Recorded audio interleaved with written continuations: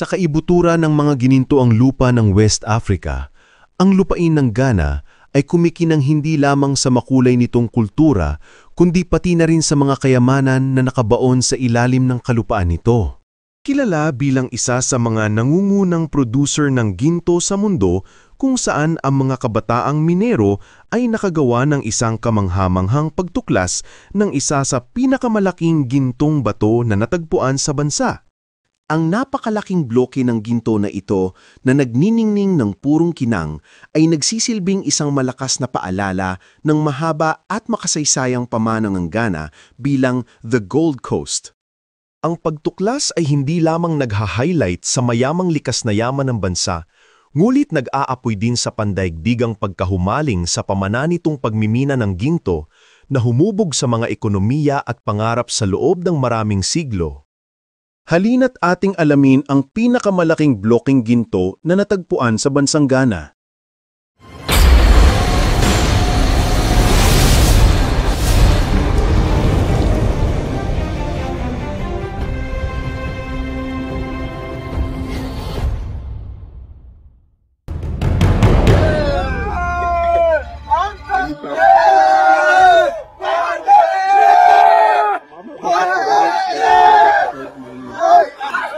Nitong mga nakaraang araw, nailahad ang isang kumakalat na balita tungkol sa tantalum, isang bagong tuklas na mineral sa bansang Ghana na may mga scientist at investor na pinag-uusapan ito.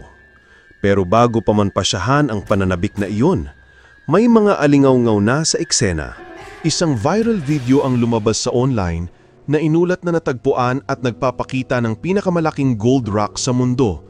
At ito ay natuklasan ng isang grupo ng mga kabataan sa Ghana, kung saan ang footage ay makatotohanan, hindi na filter at nakakakilabot. Ang mga ilang kabataang lalaki na halos nasa hustong gulang na para bumoto ay makikitang nagsisiksikan sa isang napakalaking gintong bato. Ang kanilang mga mukha ay puno ng kasiyahan at kagalakan at hindi makapaniwala sa mga natagpuan. Sila ay sumisigaw at tumatawa habang nakakapit sa kumikinang na bato, na parang nakahukay lang sila ng isang piraso ng mahahalagang bagay. At marahil sa pagkadiskobring ito, na kung mapapatunayan ang pagtuklas na ito, maaari itong maging isa sa pinakamahalagang paghahanap ng ginto sa modernong kasaysayan.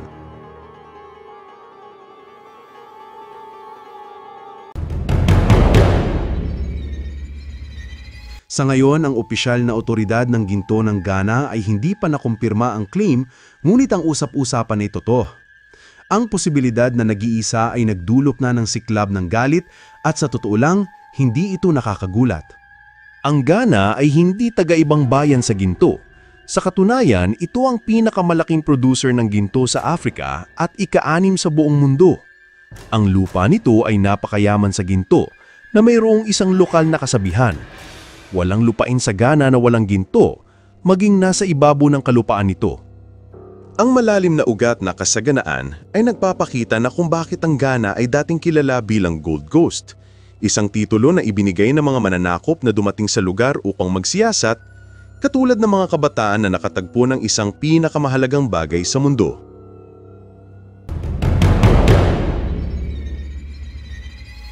Ngayon, ang pagmimina ng ginto ay hindi lamang isang trabaho sa bansang Ghana. Ito rin ay isang tradisyon o isang cultural backbone. Mula sa maliliit na minero hanggang sa malalaking kumpanya, itinayo ng mga taga-Ghana ang kanilang mga kabuhayan sa paghuhukay sa nakaraan upang palakasin ang kanilang kinabukasan. At ngayon, salamat sa isang nag-iisang viral video at isang grupo ng mga maswerteng binata, ang mundo ay muling tumitingin sa bansang Ghana, hindi lamang para sa ginto, ngulit para sa mga ginintong kwento na maaring magpabago ng lahat. Mula nang mag-viral ang video, bumuhos ang mga reaksyon mula sa buong mundo. Maraming tagapanood nang nagpapasaya sa mga kabataang ito na tinatawag silang mga bayani, mga pioneer, kahit na mga simbolo ng pag-asa. Ngunit, hindi lahat ay nagdiriwang. Isang alon ng pag-aalala ang sumunod sa kaguluhan. Ang ilang mga manunood ay naniniwala na ang mga lalaking ito ay maaring bahagi ng madilim na mundo ng bansang Ghana ng iligal na pagmimina ng ginto. Sa bansang Ghana, Tinatawag nila itong galamzi, isang salita na nagdadala ng parehong desperasyon at panganib. Ang mga minero na ito ay kadalasang walang lisensya, walang kagamitang pangkaligtasan, at walang legal na proteksyon. Mga kamay lamang ang ginagamit at mga kalawang na pala ang isang hindi matitinag na kagutuman upang mabuhay ang mga ito.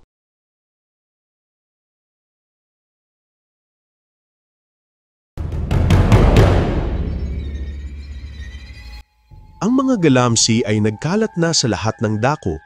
Ang mga batang lalaking walang trabaho ay nakakalat sa kanayunan, nagmimina sa kalupaan at bato, hinahabol ang gintong alabok sa pag-asang makatagpo at makapagbabago ng kanilang buhay.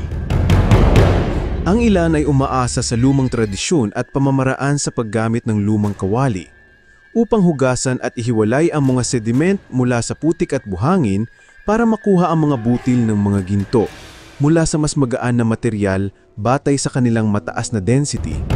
Dahil dito, ang sanhi ng paggalaw ng bahagi ng ilalim ng lupa ay ang kadahilanan nito na nagmumula sa kung saan-saang dako ng lugar. Ang tumataas na presyo ng ginto at talamak na kabataang kawalan ng trabaho ay nagtulak sa libo-libo sa hindi reguladong kalakalan sa pagmimina. Kung kaya't humantong ito sa isang matinding pinsala at pagkawalan lang saysay ng lugar, na kung saan ang mga ilog ng Ghana ay napakarumi at kontaminado, ang mga kagubatan ay nakakalbo at ang mga lokal na komunidad ay naiiwan na nakikipagbuno sa kaguluhan sa kapaligiran at pagbagsak ng ekonomiya. Ang tanong, ang mga kabataan ba na ito ay talagang nakakuha ba ng ginto? O nasisiraan lamang ng loob sa isang bansa na nakikipaglaban na sa isang digmaan sa pagitan ng kaligtasan at pagpapanatili ng mga kabuhayan ng mga ito?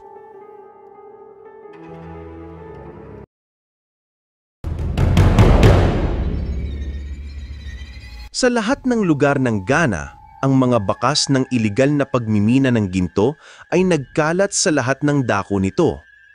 Libo-libong mga maliliit na minahan sa lugar ang nag-iwan ng bakas sa mga ito, na kadalasang nakatago sa loob ng malalagong kagubatan na dating kilala bilang world-class cocoa farm.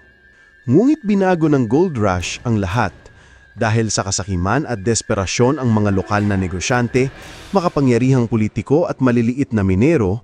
Ang mga ito ay bumuo ng lihim na pakikipagsosyo sa mga dayuhang mamumuhunan at karamihan sa kanila ay mga Tsino.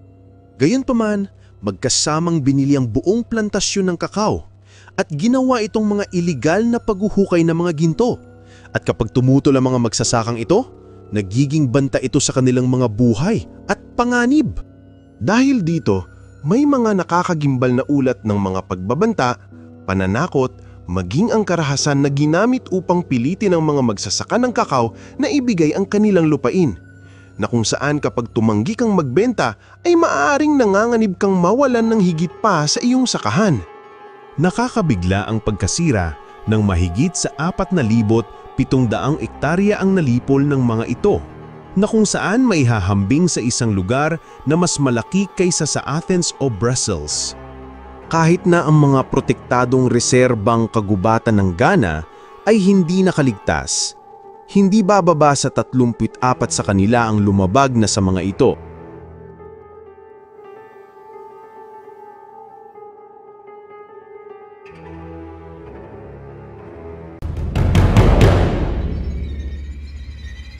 At habang ang bansang Ghana ay nananatiling pangalawa sa pinakamalaking producer ng kakao sa mundo, ang mga magsasaka nito ay halos hindi nakikita ang isang bahagi ng mga kita mula sa pandaigdigang industriya ng tsokolate. Dahil ang lupang tinatamnan ng kakao ay umaapaw sa ginto. Ngunit ang pinsalang dulot nito ay napakalawak dahil sa dami ng nagmimina dito upang mawala ang lupang sakahan ng mga magsasaka. Sinisira ng iligal na pagmimina ng ginto ang mga ekosistema ng Ghana ng dahan-dahan. At ang dating matatabang lupain at mga kabundukan nito ay nagiging tuyot na. At ang makapal na kagubatan na dating tahanan ng mayamang biodiversity at ngayon ay kapatagan, ang mga ilog ay kontaminado ng mga iba't ibang kemikal. Sa pagmimina ng ginto, kinakailangan mong maghukay at kunin ang mga sediment ng mga ito upang makuha ang mga butil ng ginto. Upang mahiwalay ito, kinakailangan mo ng mga kemikal. At ang mga kemikal na iyon tulad ng mercury ay hindi basta-basta nawawala. Noong nakaraang taon, ang ganaan artist na si Israel Derek Apedi, na mas kilala bilang Enil Art, ay naglakbay sa Pra River, 125 milya sa kanluran ng Accra. Kasama niya ang kaibigan niyang si Jay Sterling. Nakakakilabot ang natuklasan ng mga ito. Na kung saan ang ilog ay hindi malinaw at puno ng mga makakapal na putik, napakakupas ng kulay na may gintong sediment at mga kemikal na sinabi ni Israel na maaari niyang literal na magpinta gamit ito.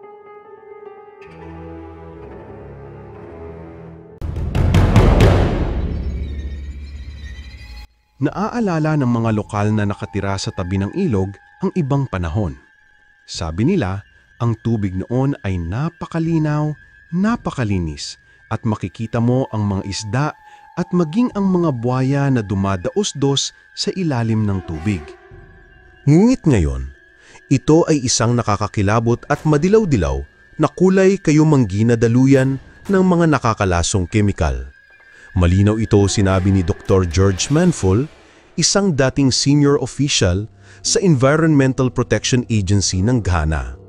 Ang mercury mula sa iligal na pagmimina ay maaaring manatili sa tubig hanggang sa 1,000 taon. Hindi naligtas ang mga ilog. Ang tubig ay hindi lamang hindi maiinom, ito rin ay mapanganib sa katawan ng tao. Sa galit na mga mamamayan sa buong Ghana, ay nagpunta ang mga ito sa mga lansangan. Nagmartsa at nagprotesta ang mga ito at hiniling nila na wakasan ang galamsi at tunay na proteksyon para sa kanilang lupain. Ngulit sa halip na aksyonan, sila ay sinalubong ng mga pag-aaresto.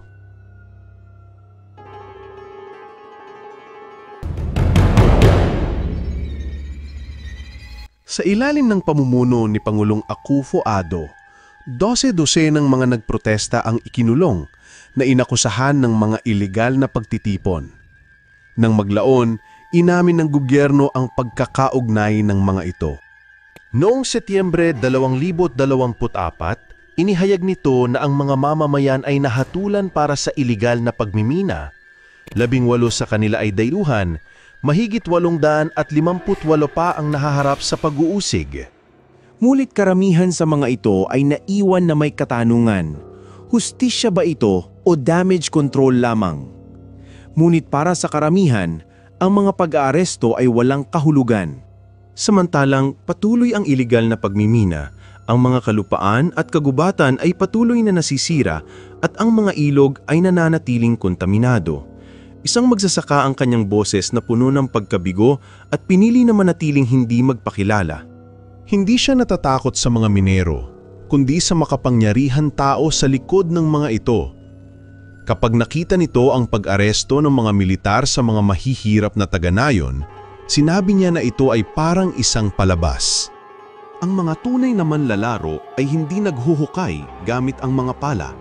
Nakaupo sila sa mga naka-air-conditioned na opisina na kumikita ng limpak-limpak masalapi. At maaaring tama nga ito, dahil ang krisis na ito ay hindi lamang tungkol sa desperadong kabataan na mahilig sa mga ginto, kundi ito ay tungkol sa isang sistema na kung saan nilamon ng mga pandaigdigang presyo ng ginto na patuloy na tumataas sa merkado.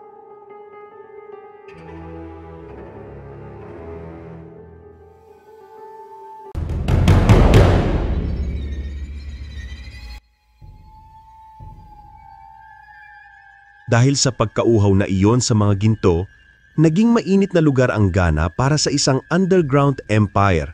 Sa sandaling nakuha na ang ginto sa lugar, ang mga ito ay nawawala na lang bigla at mahusay na naipupuslit ng patago. Maraming naniniwala na napupunta ito sa ibang mga lugar tulad ng United Arab Emirates, China at India na may halong legal na ginto, pino, at ibinebenta sa mga pandaigdigang merkado ng walang bakas.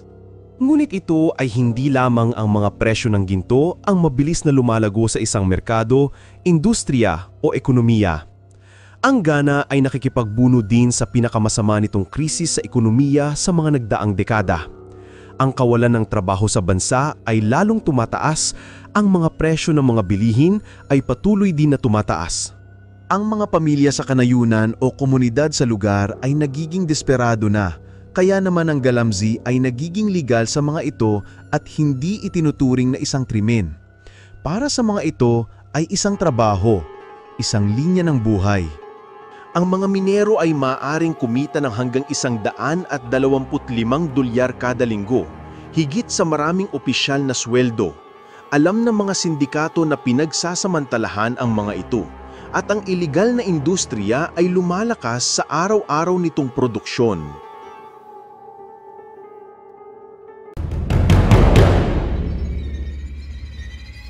Noong umupo ang Pangulo na si Akufo-Addo noong 2017, gumawa siya ng matapang na pangako na kinilala nito ang pangangailangan at alam ng nakakarami na ang mga politiko, negosyante, maging ang mga miyembro ng mga puwersang pansiguridad at malalim na kalakaran ng galamsey. Nangako sang pipigilan ng mga ito, ibalik ang mga ilog, mag-alok ng mga tunay na alternatibo sa kabataan. Pero walang nagbago sa mga ito at sa katunayan, ito ay lumala pa. Sa kabila ng panunungkulan nito sa kanyang pagkapanulo ay bumaha pa ng mga protesta sa mga lansangan at sa wakas tumugon ito. Ang mga bangkang pandagat ay ipinakalat. Iniutos ang mga pang-emerhensyang crackdown, ngunit marami ang nakakita na ito ay napakaliit at huli na. Maging ang mga miyembro ng sarili niyang partido ay hindi umaasa ng tunay na pagpapatupad. Bakit kaya? Dahil ang katotohanan ay hindi komportable sa mga distrito ng pagmimina kung saan malalim na ang kalakaran ng galamsey na naging sandaka sa politika ang iligal na ekonomiya.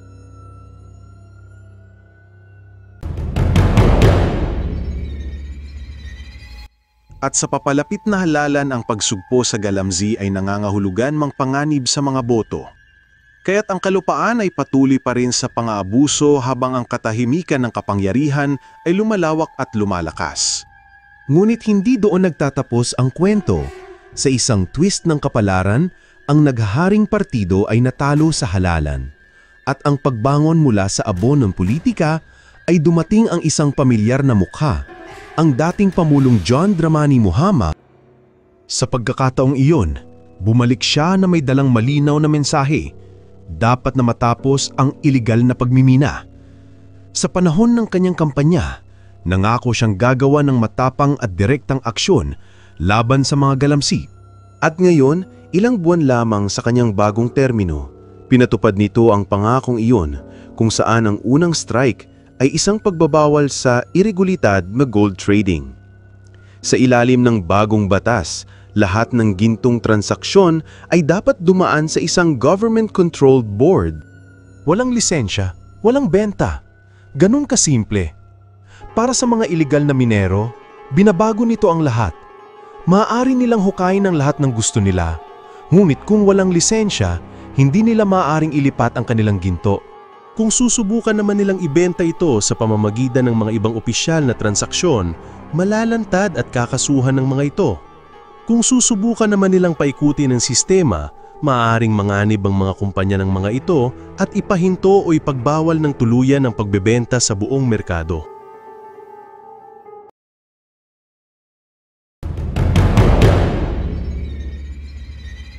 Ang hakbang na ito ay hindi lamang simboliko, kundi ito rin ay estratehiko. Ayon sa mining governance consultant Nana Asante Croba, ang bagong patakaran ay nagpapadala ng isang agresibong pamamalakad. Hindi lamang sa mapag-aalinlangan ng paalala, lalo na sa mga dayuhang negosyante, kabilang ang mga sindikatong Shino na matagal nang nagpapatakbo ng walang napaparusahan. Kung maayos na ipapatupad ang batas, ay maaaring gumawa ng higit pa sa pagbabawal sa iligal na kalakalan. Maaari nitong ibalik ang kaayusan, higpitan ng kontrol ng gobyerno, at ang panghuli ay idirekta ang ilan sa gintong yaman ng Ghana pabalik sa kaba ng estado. Sa kauna-unahang pagkakataon sa mga taong iyon, may pag-asa na maaaring bumalik ang kaayusan. Ngunit sa isang bansa kung saan ang ginto ay kapangyarihan, ang mga sumusunod na galaw ay tumutukoy sa kung ano ang kahihinatnan ng mga ito at kung ito ba ay totoo o isa lamang pangakong napako na parang nawala lang sa loob ng minahan? Sa bagong pamamalakad na ito, ang Ghana ay humiwalay sa lumang sistema kung saan ang mga lokal at dayuhang kumpanya na may mga lisensya sa pag-export ay malayang makapagbili at makapagpadala ng ginto galing sa minahan ng mga small-scale operator.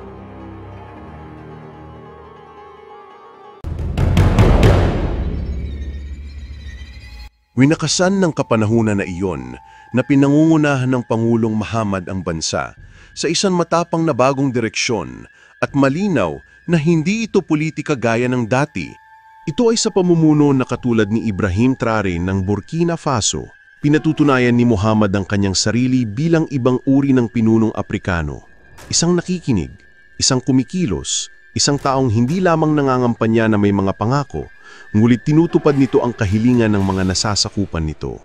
At ito ay hindi nakakagulat na siya at si Traoré ay nakahanap ng pagkakatulad. Nagbabahagi sila ng pananaw ng isang Aprikano na nagkakaisa ng walang hangganan. Isipin mo na sa halip na ibenta ang mga kayamanan ng mga kababayan nito sa kanluran para sa mga scrap, ang mga bansang Aprikano ay maaaring makipagkalakalan sa kanilang sariling bansa.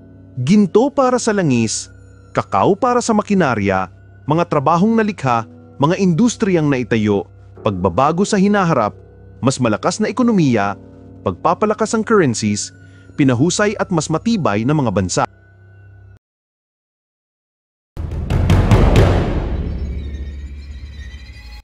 Isang walang hangganang bansa na kung saan malayang gumagalaw ang mga tao at kalakal tulad ng bansang Europe. Ang isang Nigerian na negosyante ay maaari magbenta sa Sagal, Tanzania o Egypt ng walang hadlang. Ang isang estudyanteng Kenyan ay maaaring pumasok sa isang universidad sa Morocco. Ang isang pamilya sa South Africa ay maaaring magsimula ng isang bagong buhay sa Ethiopia at mga landlocked na bansa tulad ng Burkina Faso o Mali. Ang pagkakaroon ng mga ito ng tuloy-tuloy na pag-access sa dagat, pag-unlock ng mga ruta ng kalakalan at pagbabawas ng mga gastos. Hindi ito panaginip, kundi ito ang pangitain ng isang bagong bansang Afrika na konektado sa pag-angat at sa wakas ay may kontrol sa sarili nitong kapalaran. Ito ang pangitain ng Afrika na inilalahad ni Pangulong John Dramani Mohamed sa mundo. Isang pangitain kung saan tuluyang nabura ang mga kolonyal na linyang naghahati sa kontinente sa loob ng maraming henerasyon. Isang pangitain ng pagkakaisa ng lakas ng mga bansang Aprikano na pinagbuklod at nagkakaisa. Nilinaw niya ang mensahen ito sa mga pandaigdigang yugto tulad ng Africa Prosperity Dialogue at ang African Union Summit sa Addis Ababa. At ang kanyang mga salita ay hindi natitinag, na kung saan dapat nang itigil ng mga Aprikano ang pagtingin sa sarili bilang isang tagpi-tagpi ng magkakahiwalay na estado. Dapat na itong simulan at paganahin bilang isang napakalaking magkakaugnay na ekonomiya tulad ng European Union. At ang mga potensyal nga nito ay napakalaki.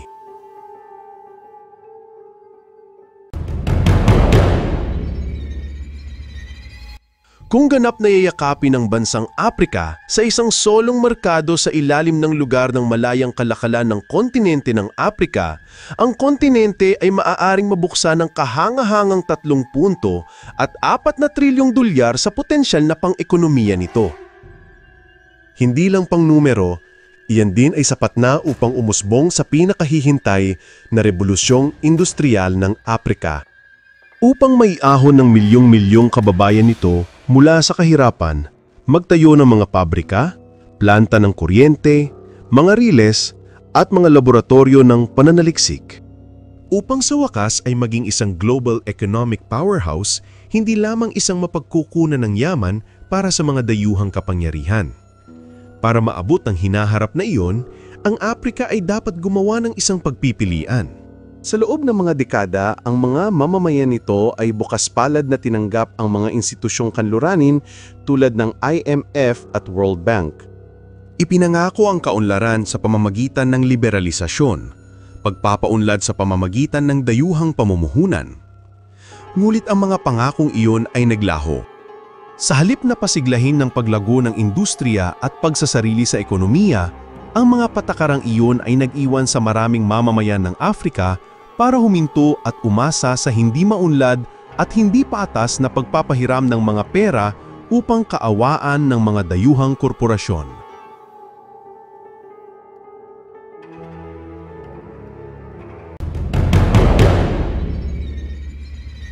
Si Pangulong Muhammad ay nananawagan para sa isang bagong landas kung saan ang mga mamamayan ng Afrika ay namumuhunan sa sarili nitong bansa, nakikipagkalakalaan sa sariling bansa at naniniwala sa mga kakayahan ng mga ito.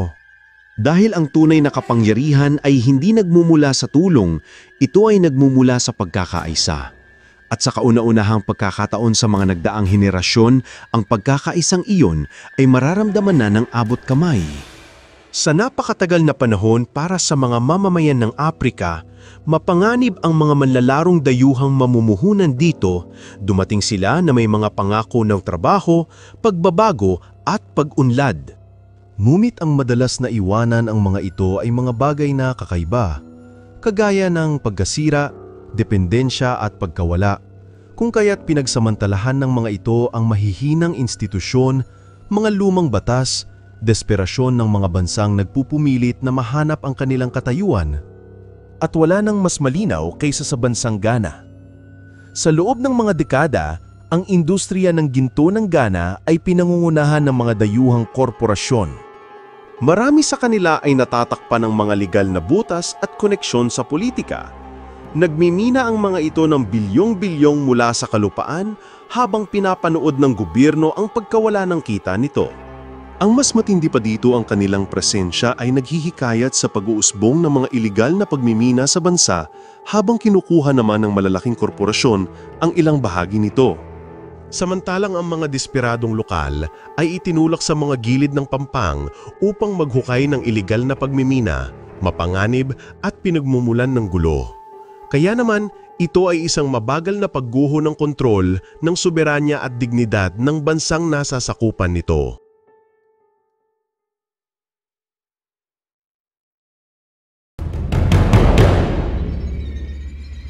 Ngunit ngayon, lumalaban ang Ghana sa bagong batas nito. Sa wakas ay binabawi na ng gobyerno ang kontrol sa ginto. At ito ay pagharang at pag-alis sa itim na merkado, pagtanggal ng kapangyarihan mula sa mga dayuhang sindikato, at higit sa lahat, ito ay muling pagsulat ng mga patakaran. At ang pagbabagong ito ay hindi nangyayari sa pagbubukod. Sa kabilang ibayo ng Sahel, ang mga bansang tulad ng Burkina Faso ay ginagawa rin ang parehong pamamaraan. Pagbawi ng kanyang pag-aari, pagbabantay sa mga borders, at pagprotekta para sa kinabukasan ng bansa. Dahil sa unang pagkakataon sa mahabang panahon, ang mga bansang Aprikano ay hindi lamang humihingi ng pagbabago, kundi ginagawa na talaga nila ito, kahalili ng Pangulo na si Mohamed ng Ghana. Ang Pangulong Ibrahim Traoré ng Burkina Faso ay gumagawa ng lakas loob na pagkilos kung saan hinigpitan nito ang kontrol sa industriya ng pagmimina ng ginto. Tinitiyak na ang bansa ay hindi ang mga dayuhang kapangyarihan ang nakikinabang sa sarili nitong kayamanan. Sa napakatagal na panahon, ang mga industriya ng mineral ng Afrika ay dinidiktahan ng mga tagalabas. At ang resulta, kaguluhan. Sa Burkina Faso, ang iligal na artisal na pagmimina ay hindi lamang isang issue sa ekonomiya. Naging banta rin ito sa seguridad ng bansa.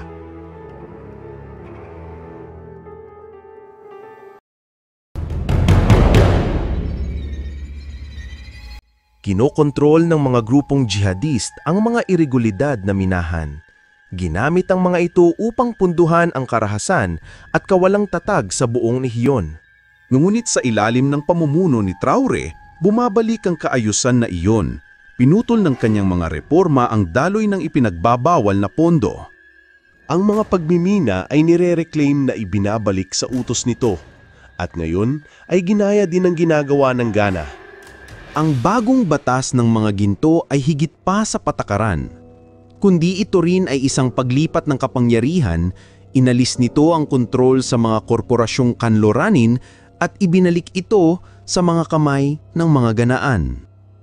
Ang mga pagmimina ay nire-reclaim na ibinabalik sa utos nito at ngayon ay ginaya din ang ginagawa ng Ghana. Ang bagong batas ng mga ginto ay higit pa sa patakaran. Kundi ito rin ay isang paglipat ng kapangyarihan, inalis nito ang kontrol sa mga korporasyong kanluranin at ibinalik ito sa mga kamay ng mga ganaan. At ang epekto ay nagpapakita na sa loob lamang ng ilang buwan, inihayag ng Ghana ang mahigit 3 bilyong dolyar na kita sa pag-export ng ginto. Iyan ay higit pa kaysa bansang ginawa sa parehong mga panahon ng 2023 at 2024 na pinagsamang taon. Ito ang nangyayari kapag ang isang bansa ang namamahana sa sarili nitong kapalaran. Habang tinitingnan pa rin ng ilang bansa sa Afrika ang mga bagong pagtuklas ng mineral, nang may takot, pag-aalala tungkol sa katiwalian, tunggalian at pagsasamantala. Na ipinapakita ng mga Ghana na hindi ito kailangang maging ganoong pamamaraan. Sa pamumuno na may pananaw, may tamang batas at lakas ng loob na ipatupad ang mga ito, makakabangon ang isang bansa. Kaya ano sa palagay mo, nasasaksihan na ba natin ang simula ng gintong revolusyon ng Afrika? Ipaalam sa amin ang iyong mga saloobin sa mga komento sa ibaba. Huwag kalimutang i-like, ibahagi at mag-subscribe para sa mas malalim pang mga kwento at kasaysayan tungo sa karunungan at dagdag kaalaman. Ito po ang inyong lingkod, Absgill Treasure. Hanggang sa muli, paalam!